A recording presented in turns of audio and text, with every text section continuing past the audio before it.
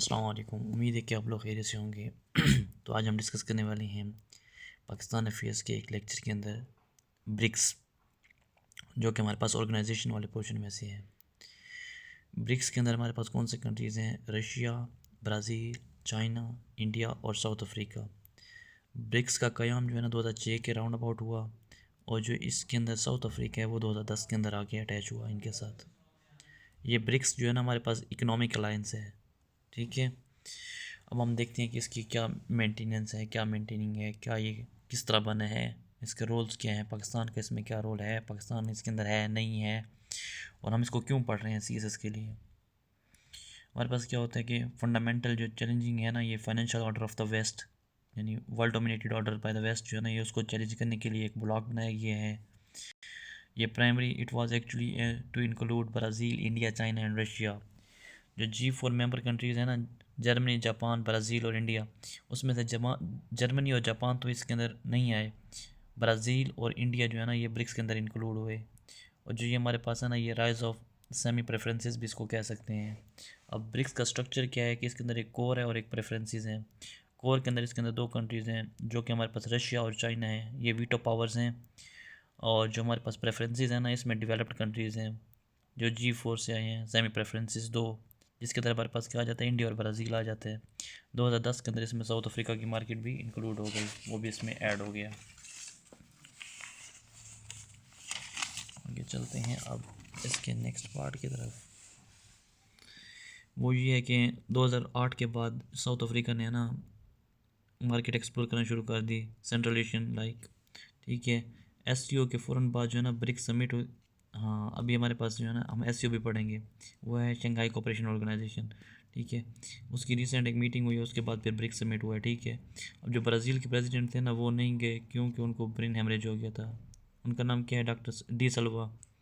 Brain haemorrhage की वजह से वो नहीं गए, ठीक है, ब्रिक्स की समिट के अंदर।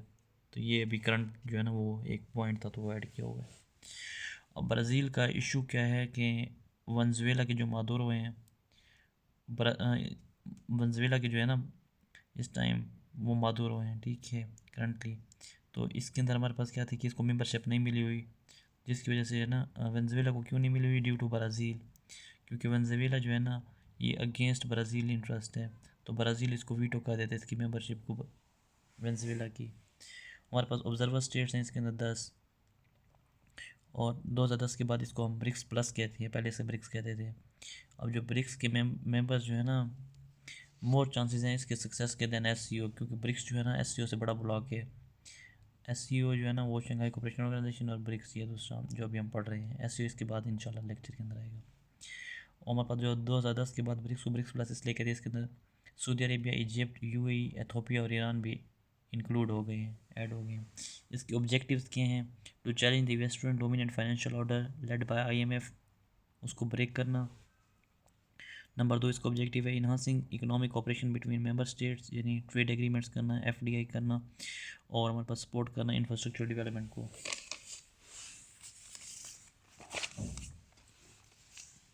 मुझे क्या कहते हैं, प्रमोट करता है डेवलपमेंट एंड सस्टेनेबल ग्रोथ को, aims at reduction of poverty.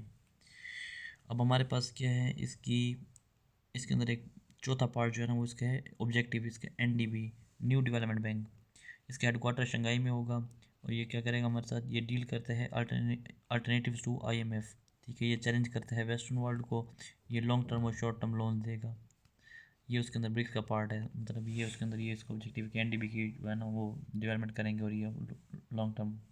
और ये हमारे पास क्या होगा? अल्टरनेटिव टू IMF होगा। उसके बाद नंबर 5 पे हमारे पास आ जाता है CRA, कॉन्टेंजेंट रिजर्व एग्रीमेंट। ये हमारे पास क्या होता है? बिटवीन ब्रिक्स कंट्रीज़ होते हैं in case of emergency, natural disaster, bankruptcy, losing international standings. तो ये उनको कंट्रीज़ को हेल्प करेगा अपनी फाइनेंशियल क्राइसिस को मीट करने के अंदर, support in time of financial crisis.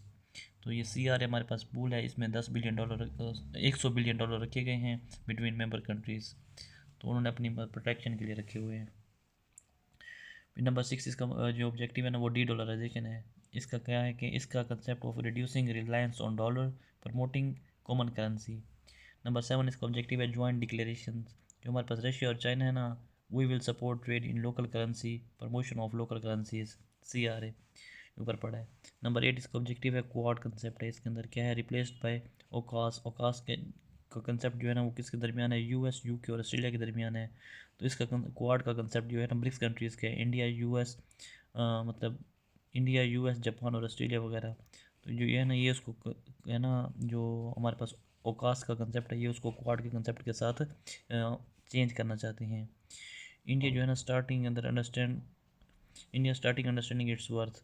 तो इंडिया जो है ना, अब वो अपनी वर्थ को समझना शुरू हो गया है कि वो इतनी बड़ी मार्केट है ट्रेड वगैरह के अंदर, इसलिए तो अब जो ये कंट्रीज़ है ना, ये मिल के जो ओकास का कंसेप्ट है उसको रिप्लेस करना चाहते हैं क्वाड के कंसेप्ट के साथ, ताकि ये उसके अंदर खुद ब खुद अपने मतलब दम के ऊपर आए और इनको मतलब अपनी प्रेफरेंसेस मिलें, अपनी अहमियत मिले, इंपॉर्टेंस मिले, यूएस के अंदर ना रहना पड़े, वेस्टर्न पावर्स के अंदर सर्वाइव ना करना पड़े, क्योंकि फिर वो अपनी फॉरेन पॉलिसी के अंदर इनके ऊपर प्रेशर डालते हैं।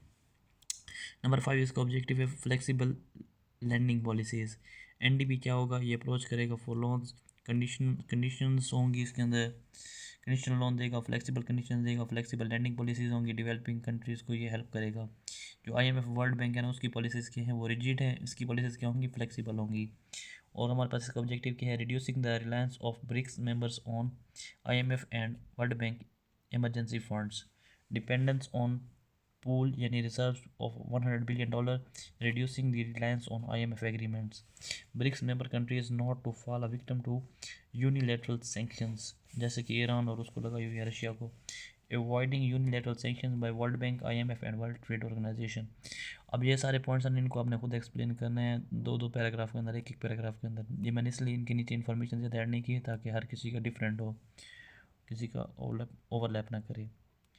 हमारे पास 14.14 क्या है, prolactin against protection against protectionist measures of the western dominated financial order, यानी डंपिंग, एंटी डंपिंग के खिलाफ भी है।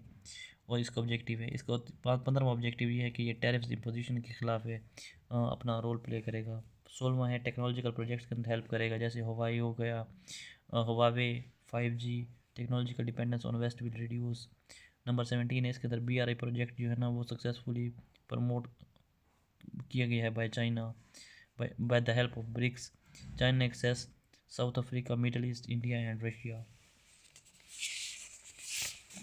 और हमारे पास क्या है कि ये हमारे पास हेल्प करेगा जियो पोलिटिकल इन्फ्लुएंस और अलायंसेस के अंदर। It member countries want reforms in United nation, Brazil and India veto powers बनना चाहते हैं, वो जो है ना ये इसका जियो पोलिटिकल इन्फ्लुएंस भी है इनका लार्ज स्केल के ऊपर। ठीक है, ये ब्रॉडर कोलिजन के ये ब्रॉडर कोलिजन का कंसेप्ट लाते हैं। ये कहते हैं कि एक्सेप्ट ऑल कंट्रीज़, मतलब इनके ये एथोपिया को भी एक्सेप्ट करते हैं, अर्जेंटीना को भी on the top of the waiting list. ठीक है, तो इसके अंदर ये है कि ये मतलब पुअर कंट्रीज़ के भी साथ भी हैं और अमीर कंट्रीज़ के साथ भी हैं। ये ब्रॉडर कोलिजन का कंसेप्ट रखते हैं। एक्सपेंडिंग मेंबरशिप, ये क्या कहते हैं, ये रीशेपिंग ऑफ द वर्ल्ड चाहते हैं, shape of the world order चाहते हैं। OIC जो है ना वो ब्रॉडर कोलिजन की तरफ नहीं गया क्योंकि उसके अंदर सिर्फ इस्लामिक कंट्रीज़ थे यार, जबकि ब्रिक्स है ना ये ब्रॉडर कोलिजन चाहता है, एक्सपेंडिंग मेंबरशिप चाहता है, welcome all countries by BRICS. और इसका 21वां ऑब्जेक्टिव ये है कि ये जॉइंट रिसर्च और इनोवेशन के अंदर हेल्प करना चाहते हैं कि इंडियन जो है ना हमारे पास फार्मास्यूटिकल्स हैं, चाइना जो है ना स्पेस रिसर्च के अंदर आगे हैं। ये कहते हैं कि प्रमोट करेंगे आर्टिफिशियल इंटेलिजेंस को, अनमैन्ड व्हीकल्स को, UMVs को, चाइना और इंडिया स्पेशली।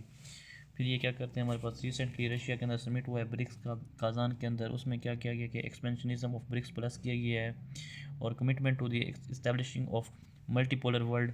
और नंबर 3 पे हमारे पास डाइवर्सिफिकेशन ऑफ इकोनॉमिक पार्टनरशिप, इसके ऊपर जोर दिया गया है। अब जो रिसेंट ये हमारे पास समिट हुआ है रशिया के अंदर काजान के अंदर, उसके आउटकम्स क्या हैं कि financial independence of BRICS plus member countries करेंगे डिफरेंट एग्रीमेंट्स के तहत,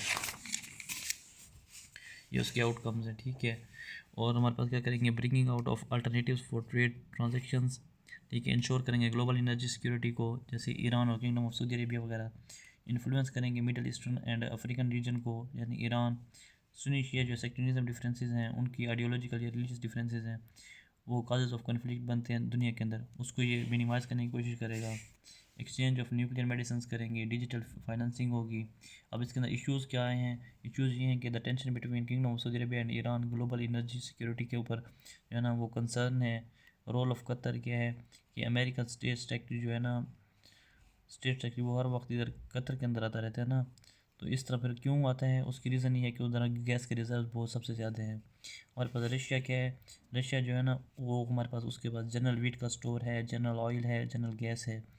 चाइना के पास क्या है, चाइना जो है ना ईरान और सऊदी अरब से क्या चाहते हैं, डिप्लोमेटिक डील चाहते हैं ताकि इनके दरमियान अमन हो, उससे फिर जो हमारे पास एक्सपोर्ट और इंपोर्ट होगी वो बहुत ज़्यादा हो जाएगी, क्योंकि ये दोनों कंट्रीज जो है ना नेशनल ऑयल और गैस के रिजर्व्स हैं इनके पास। इंडिया ये एससीओ के अंदर नाराज़ है, ब्रिक्स के अंदर भी नाराज़ है।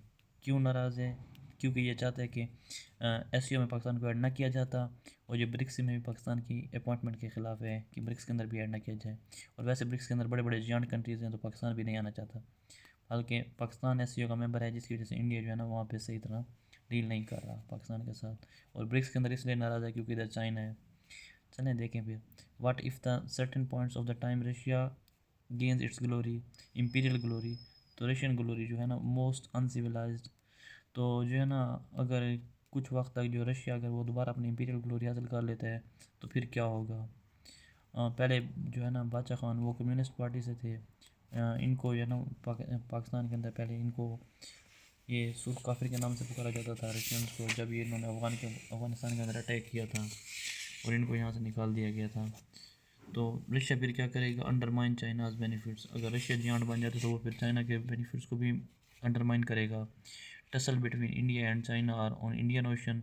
तो इसराइल ग्रेटर इसराइल की तरफ जाने की कोशिश कर रहा है, जैसे कि लबनान, सीरिया और ईरान वगैरह। तो ये कन्फ्लिक्टिंग आइडियालॉजीज़ हैं।